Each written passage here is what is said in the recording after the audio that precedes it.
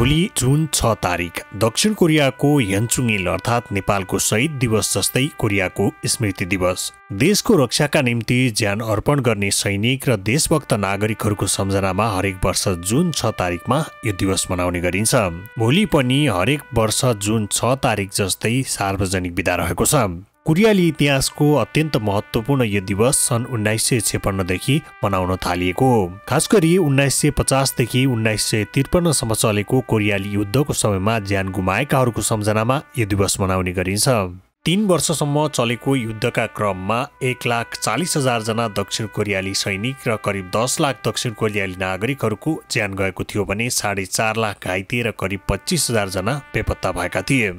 स्मृति दिवसको अवसरमा सौलमा रहेको राष्ट्रिय स्मारक पार्कमा एक समारोहको आयोजना गरिएको छ, जहाँ कोरियाका राष्ट्रपति, सेना प्रमुख र शहीद परिवारको पनि उपस्थिति रहनेछ। संयुक्त रूपमा मौन धारण गर्नुका साथै शहीदहरूको सम्झना गरी शहीदहरूका समाधिमा फूल चढाउने तथा कोरियाली परम्परा अनुसार श्राद्ध पनि गर्ने गरिन्छ।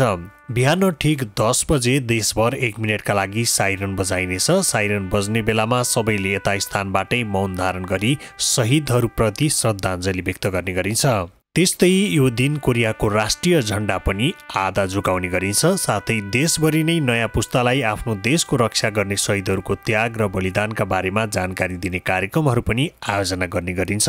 ग्लोबल फुड मार्टमा 55,000 रोनको यति धेरै सामान, यो भित्र के छ त यो जान्नुको लागि चाहिँ स्क्रिनमा हेर्नु पर्ने हुन्छ है। खसीको ताजा मासु 2 केजी, बासमती चामल 1 केजी र टाइचिन चिउरा 1 प्याकेट।